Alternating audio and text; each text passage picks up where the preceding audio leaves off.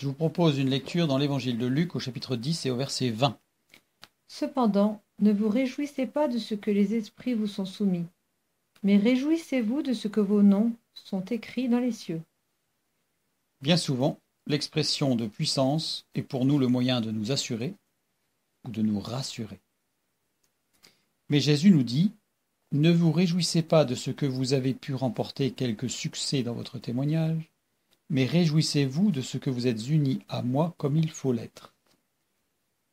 Un danger important est de river ses regards sur le succès, sur la réussite, ce que nos yeux voient, et de perdre de vue que notre but est de demeurer avec et près de lui.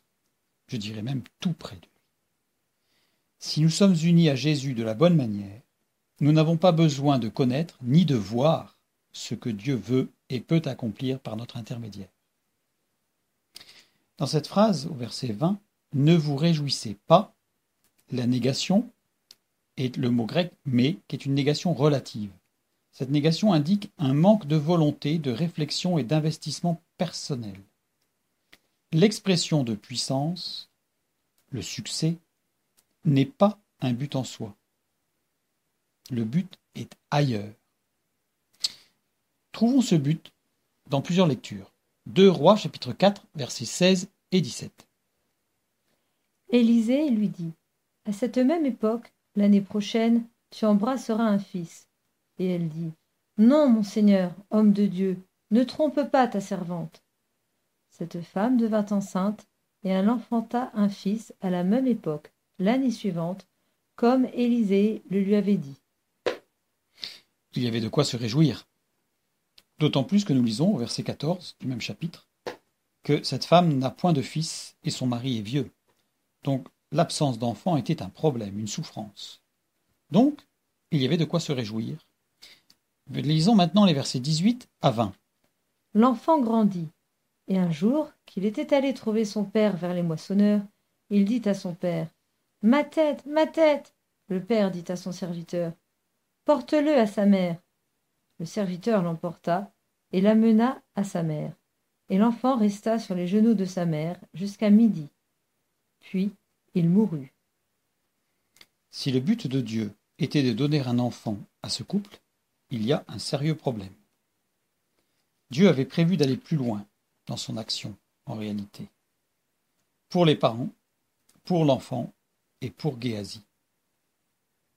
Lisons le verset 31. Géasi les avait devancés, et il avait mis le bâton sur le visage de l'enfant. Mais il n'y eut ni voix, ni signe d'attention. Il s'en retourna à la rencontre d'Élisée et lui rapporta la chose en disant, « L'enfant ne s'est pas réveillé. » Géasi s'attendait à du spectacle, à du succès, quelque chose de retentissant, d'éblouissant, de fort.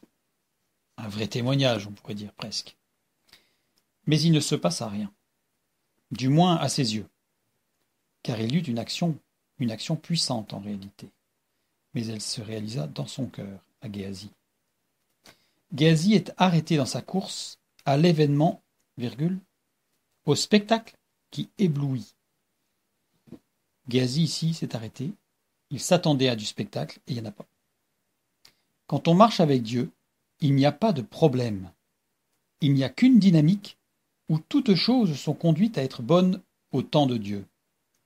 Je répète, quand on marche avec Dieu, il n'y a pas de problème. Il n'y a qu'une dynamique, donc quelque chose qui est en avant, qui avance, où toutes choses sont conduites pour devenir bonnes, mais au temps de Dieu. Comme il est écrit dans Ecclésiaste, chapitre 1, verset 8. Toutes choses sont en travail au-delà de ce qu'on peut dire.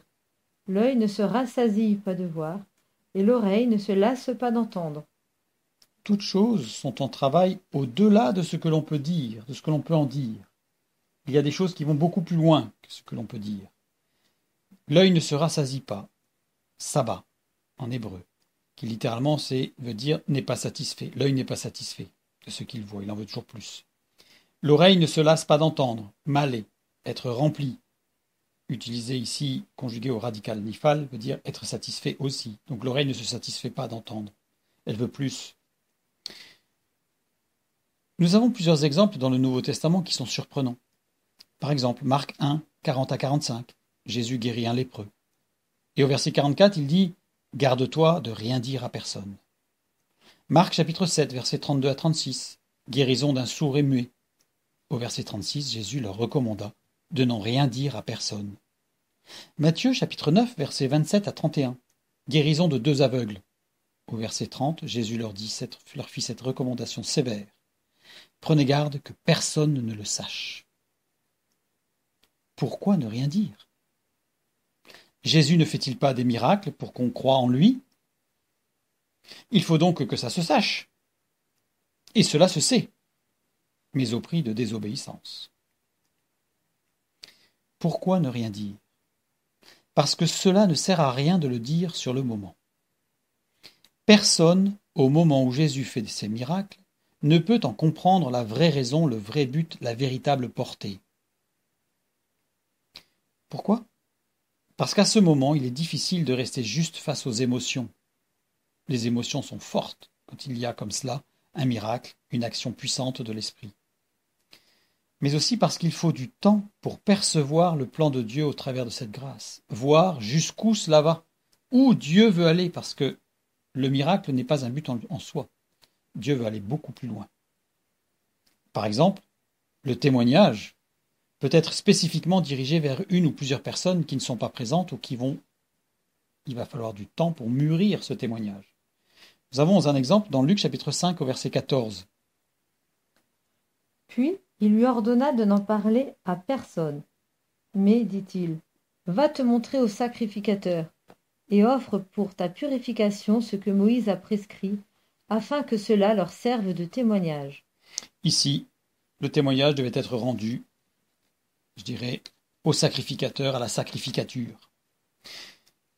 Il faut du temps pour percevoir le plan de Dieu. Le témoignage doit être assimilé, compris, approfondi, je pourrais presque dire digéré. Nous pourrons lire dans Jean chapitre 12 au verset 16, mais avant, petite introduction à ce verset. Il s'agit du moment où la foule est en liesse, soulevée par l'arrivée à Jérusalem de Jésus. Mais ce Jésus, ils n'accueillent pas le Sauveur, ils accueillent celui qui avait ressuscité Lazare. Nous lisons dans Jean 12, 17 et 18, juste après. Tous ceux qui étaient avec Jésus quand il appela Lazare du sépulcre et le ressuscita des morts lui rendaient témoignage, et la foule vint au-devant de lui parce qu'elle avait appris qu'il avait fait ce miracle. Ils ne sont pas venus accueillir le Messie, ils sont venus accueillir le faiseur de miracles. Lisons maintenant ce verset 16. Ses disciples ne comprirent pas d'abord ces choses, mais lorsque Jésus eut été glorifié, ils se souvinrent qu'elles étaient écrites de lui et qu'il les avait accomplies à son égard. Et voilà, il a fallu du temps pour qu'ils comprennent l'œuvre de Dieu. Nul ne doit croire en Jésus faiseur de miracles. La science aussi fait des miracles. Elle fait même les mêmes que Jésus. La médecine guérit la lèpre. La médecine fait entendre les sourds. La médecine fait parler les muets. Dans une marche avec lui, c'est-à-dire que nous ne traînons pas les pieds derrière lui et que nous ne courons pas devant lui pour le devancer, nous marchons avec lui, alors nous ne proclamerons plus le justicier ou le faiseur de miracles, pour que tous croient en sa puissance, en sa capacité de sauver. Nous proclamons le Rédempteur qui fait des miracles, pour que tous croient en sa puissance, en sa capacité de sauver, justement. Nous ne proclamons plus le faiseur de miracles, nous proclamons le Rédempteur. Quel est le plus important? Remettre les péchés du paralysé ou le remettre sur ses jambes? Lisons dans Matthieu, chapitre 9, verset 6.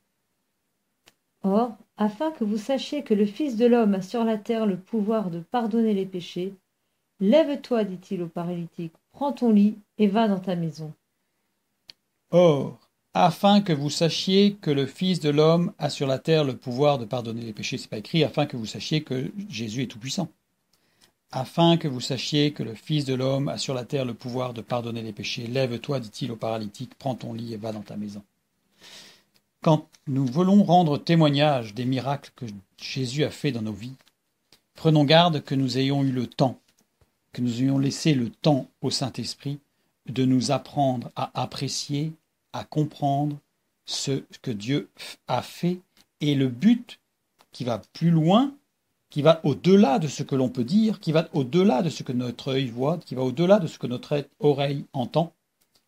Donc prenons garde, ne courons pas après un Jésus faiseur de miracles, ne courons pas après une multitude, une addition énorme de miracles, mais recherchons notre Rédempteur afin que nous marchions avec lui.